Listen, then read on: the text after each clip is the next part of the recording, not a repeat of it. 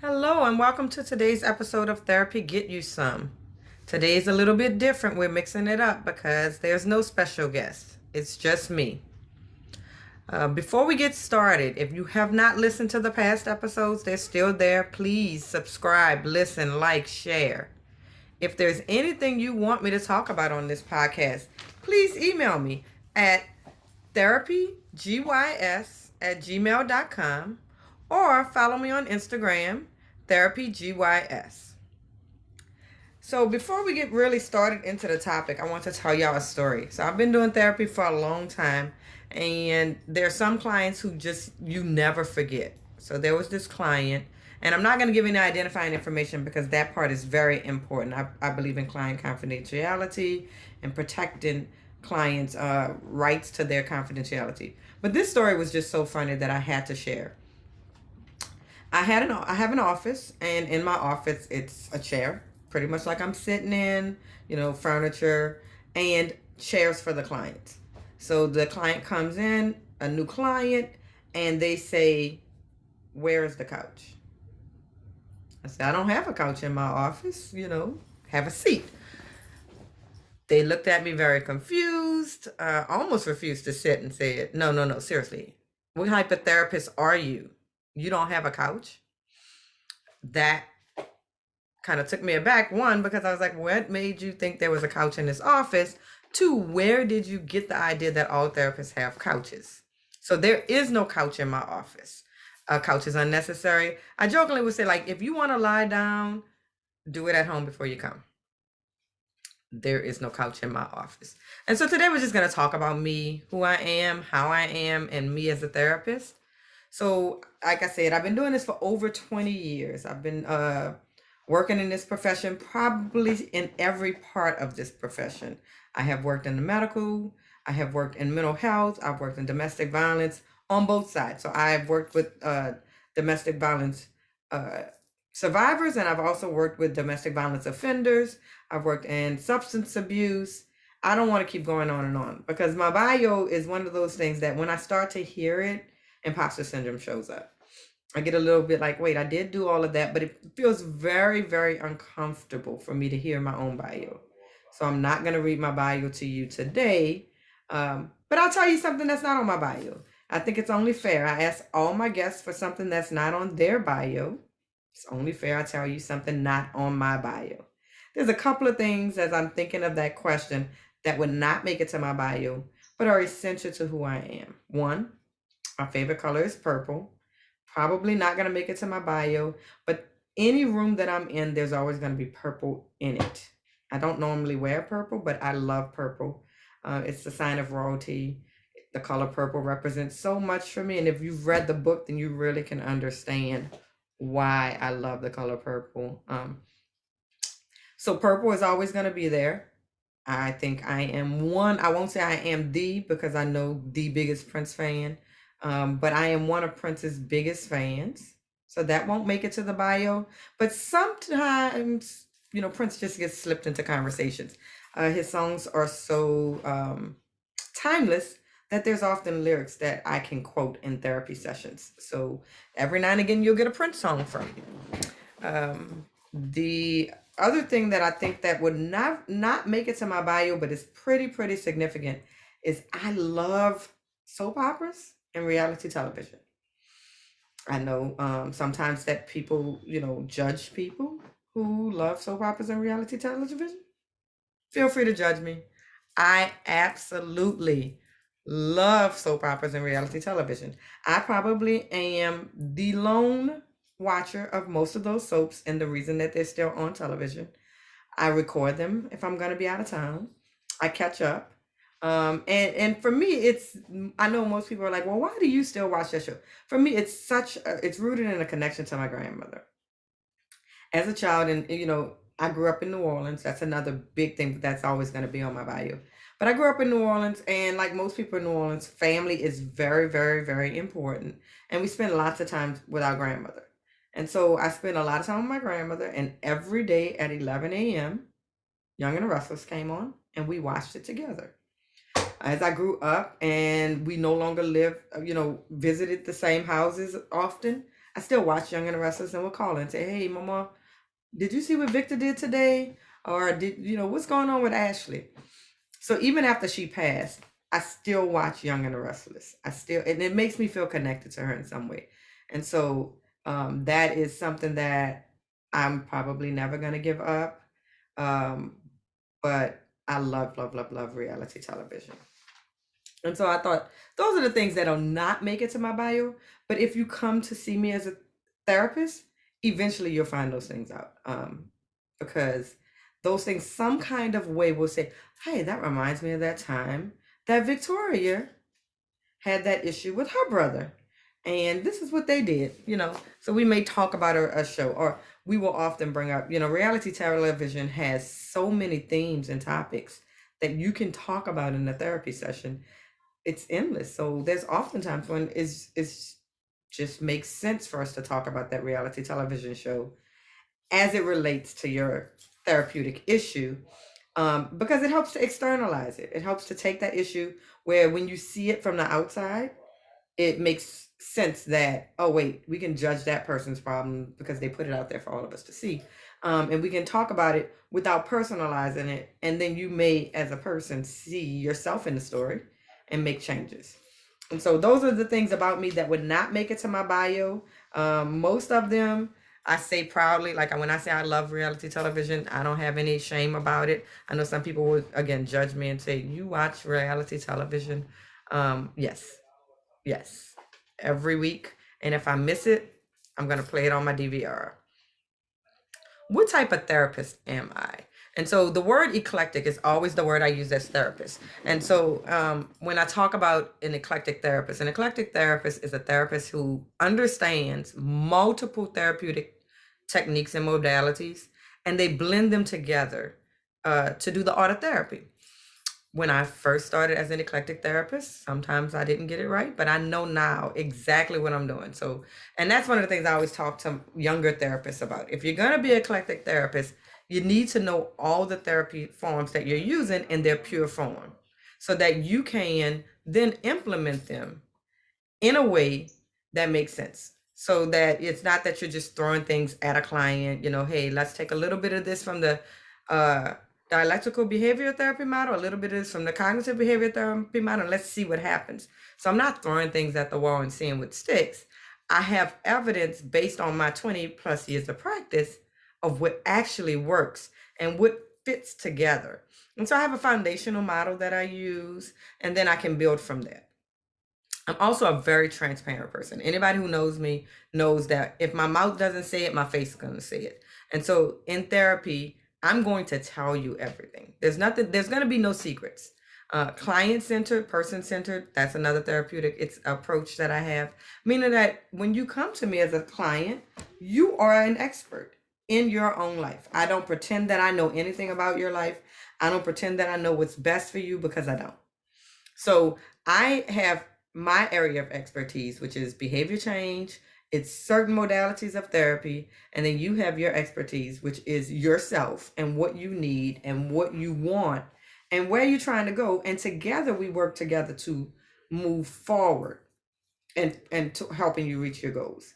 That's another reason there's no couch in my office. And so for anybody who has watched enough television, you know that the therapist sits in the chair, again, nice leather chair like this. The client lies on the couch.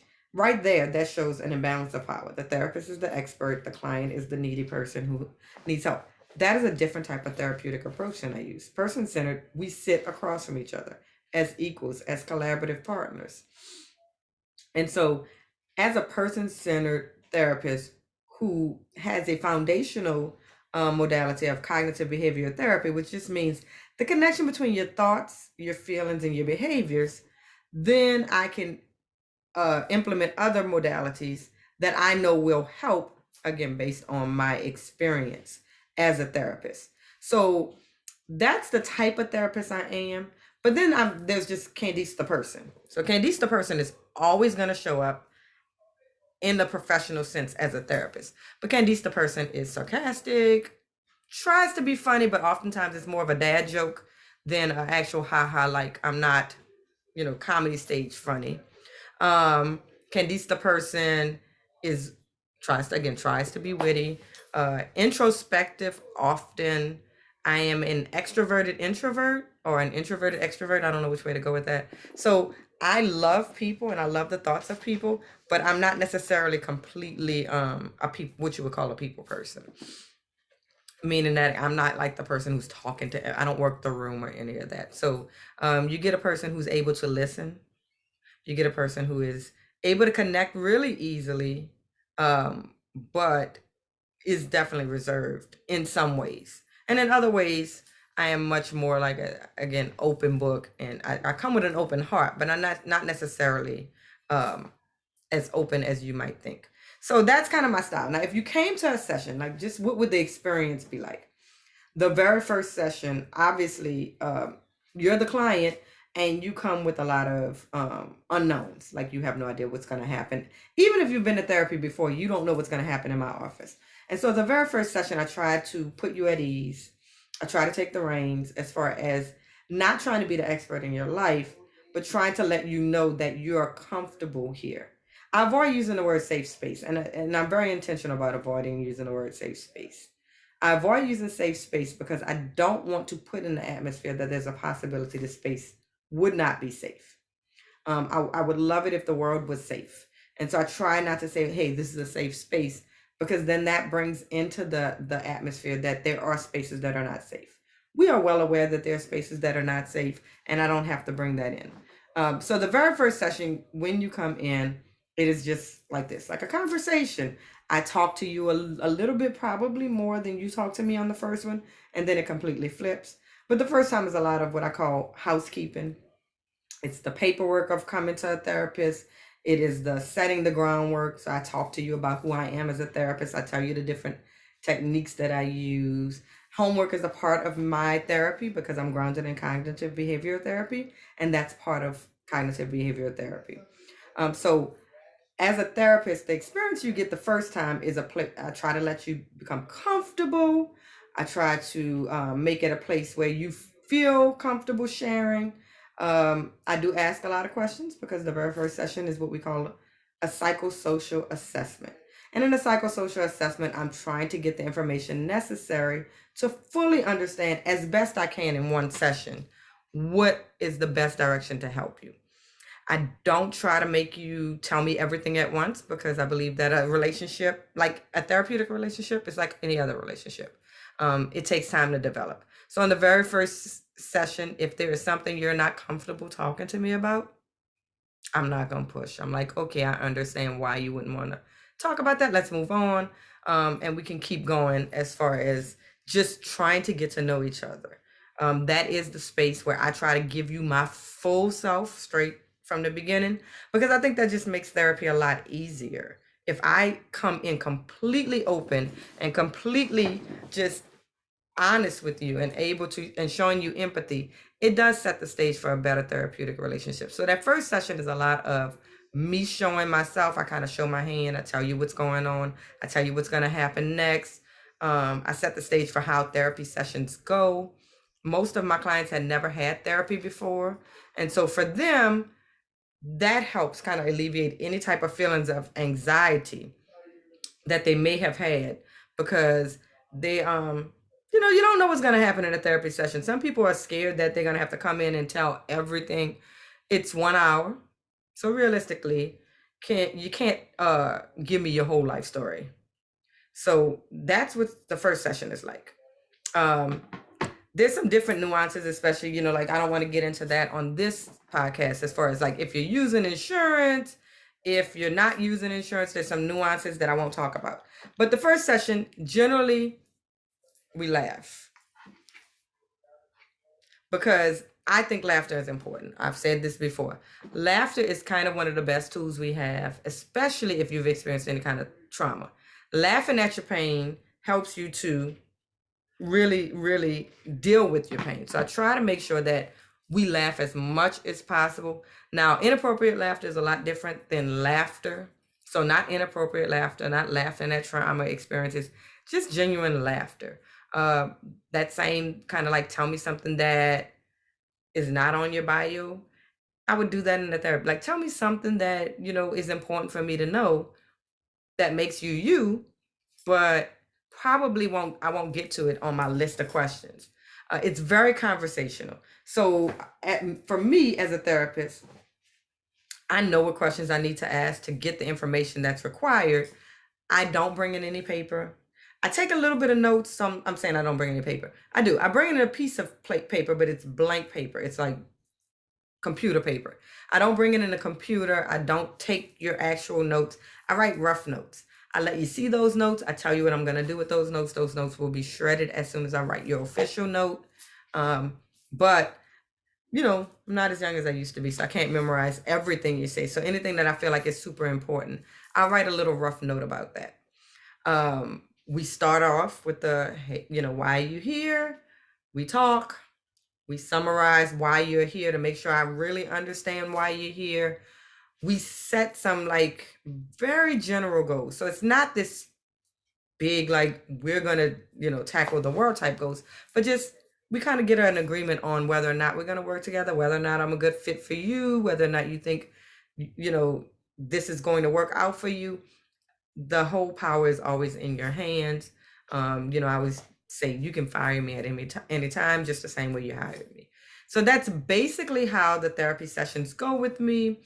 Usually people want to come back, again, but I'm not for everybody. And I say that on purpose because sometimes people will go to a therapist.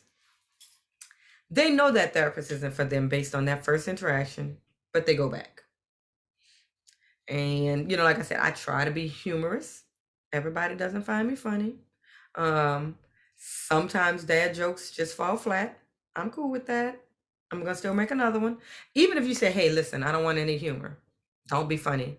I need straight up serious therapist. Probably not for you.